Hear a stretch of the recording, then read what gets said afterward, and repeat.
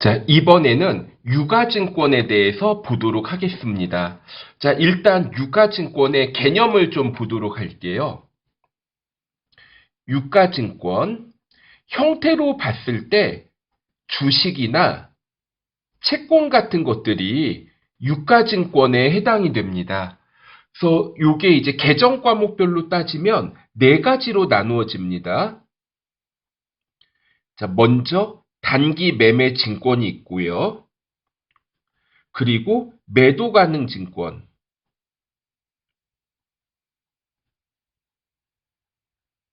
만기 보유 증권, 지분법 적용 투자 주식, 이렇게 네 가지로 나눠 보실 수 있겠어요. 그리고 이제 회계 처리하고 관련해서 한번 볼게요. 처음에 단기 매매 증권의 취득과 관련된 수수료는 영업의 비용으로 처리합니다. 반면에 단기 매매 증권 말고 그 외에 유가증권에 대한 취득 수수료 있죠. 이거는 유가증권의 취득 원가에 포함을 시켜주시면 돼요. 단기 매매 증권의 가치가 상승하면 단기 매매 증권 평가 이익인데 단기 매매 증권 평가 이익은 영업의 수익이에요. 손익계산서 항목입니다. 반면에 매도 가능 증권 평가 이익이 있는데 매도 가능 증권 평가 이익은 기타 포괄 손익 누계액입니다. 그래서 기타 포괄 손익 누계액은 자본 항목이거든요. 전기 2월 된 금액이 다음 연도에 2월이 되고 그러면 이거를 처분을 할 때 매도 가능 증권 평가 이익이나 매도 가능 증권 평가 손실이 없어지게 됩니다. 단기 매매 증권을 처분했어요. 처분 수수료가 발생한 경우 이렇게 나와 있는데 예를 들어 봅시다. 내가 단기 매매 증권을 100만 원에 취득을 했어요.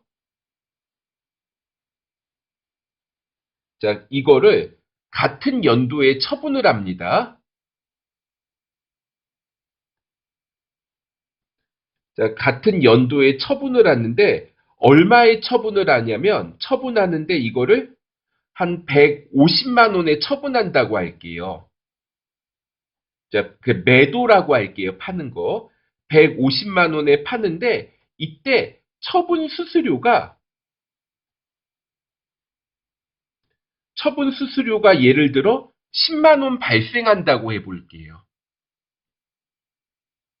그럼 결과적으로 얼마만 받는 거죠? 150만 원에 처분을 하는데 10만 원만큼 수수료가 발생하니까 결과적으로 140만 원만 받는 거죠. 그러면 얼마만큼 처분 이익이에요? 100만 원에 취득을 했는데 140만 원만 받고 처분한 것만 마찬가지죠. 처분 이익은 40만 원으로 계산을 하게 됩니다. 여기 처분 수수료는 단기 수수료 비용으로 하지 않고 단기 매매 증권 처분 이익에서 차감을 합니다. 그러면 관련된 문제 한번 보도록 하시죠. 먼저 1번. 단기간 자금 운용 목적으로 시장성 있는 주식 이거를 단기 매매 증권이라고 하는데 수수료는 이거 영업의 비용 수수료로 처리할게요. 차변에 단기 매매 증권.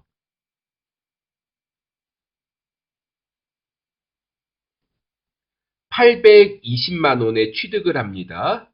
그러면서 취득 수수료가 있는데 취득 수수료는 수수료 비용으로 처리를 해요.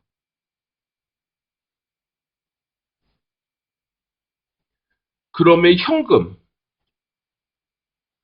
얼마 없어져요? 현금은 823만 원이 없어지겠죠. 2번. 장기간 투자 목적으로 시장성 있는 주식을 820만 원에 취득하면서 취득 수수료 3만 원과 함께 현금으로 지급하였다.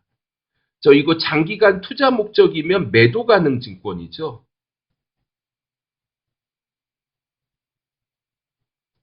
자, 매도 가능 증권 823만 원. 그리고 자, 이거 현금으로 지급하였다. 대변의 현금 823만 원. 이렇게 처리해 보도록 할게요. 자, 3번과 4번. 자, 단기 매매 증권이 있는데 장부상 금액이 700만 원이었는데 공정 가치가 800만 원이 돼요. 단기 매매 증권이 100만 원 증가하죠.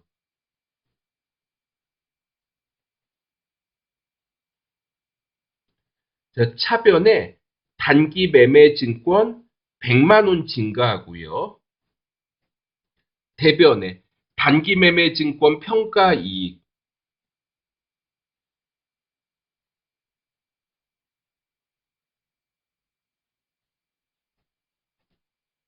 자, 100만 원. 자, 이렇게 보시면 되겠고, 그 다음에 4번 보도록 할게요. 자, 매도 가능 증권이 있는데, 자, 이것도 장부 금액이 700만 원에서 800만 원이 됐죠. 자, 100만 원 증가합니다.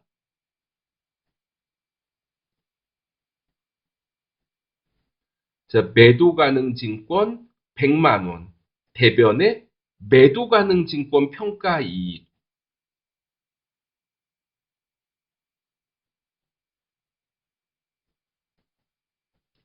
100만 원. 자, 이렇게 처리를 해보도록 할게요. 그 다음에 5번이 있는데, 자, 5번은 단기 매매 증권을 처분을 했죠. 그런데 처분을 했을 때 처분 이익을 계산하잖아요. 자, 처분 이익을 계산할 때는,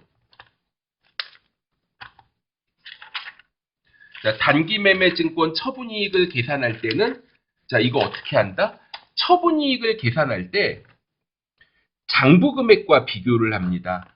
이거 잠깐만 한번 볼게요. 자, 지금 단기 매매 증권을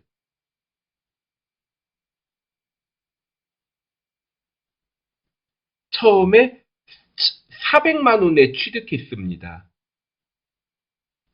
자, 전년도에 어떻게 돼요? 450만 원이죠. 전년도의 공정가치가 450만 원이고, 이거를 500만 원에 처분을 하는데 처분 수수료 5만 원 제외하고 받으니까 495만 원만큼을 자, 이렇게 받고 처분하게 됩니다. 그러면 자, 일단은 한번 볼게요. 처음에 자, 단기 매매 증권. 자, 단기 매매 증권이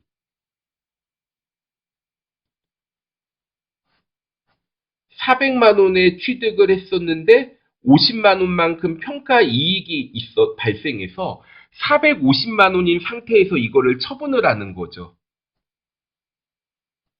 자, 5번입니다. 단기 매매 증권.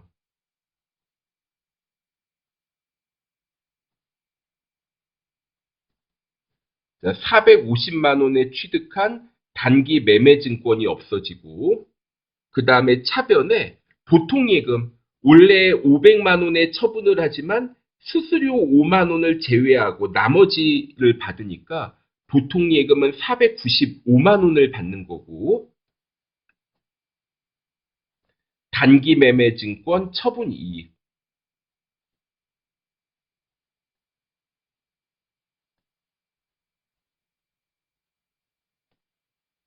45만 원. 이렇게 보실 수 있겠습니다. 그 다음에 6번 보도록 할게요. 6번. 단기 매매 증권의 장부 금액은 1000만 원인데 절반을 처분을 해요. 자, 이거 단기 매매 증권 대변에 얼마 적어야 돼요? 1000만 원 쓰면 안 되죠. 절반만 없어지죠. 1000만 원이 있었는데 이 중에서 절반을 처분하니까 단기 매매 증권은 500만 원이 없어집니다. 그리고 자, 여기에서 처분비 600만 원에 처분을 하는데 처분 비용 5만 원을 제외하고 그럼 595만 원을 보통예금으로 받습니다.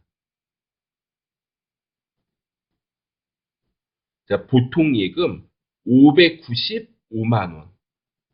그러면 대변에 단기 매매증권 처분이익 95만 원 이렇게 우리가 처리해 보실 수 있으시겠어요. 자, 일단 유가증권 첫 번째 시간 가져봤고요. 자, 그 다음에는 유가증권 두 번째 문제를 보도록 하겠습니다. 자, 수고하셨습니다.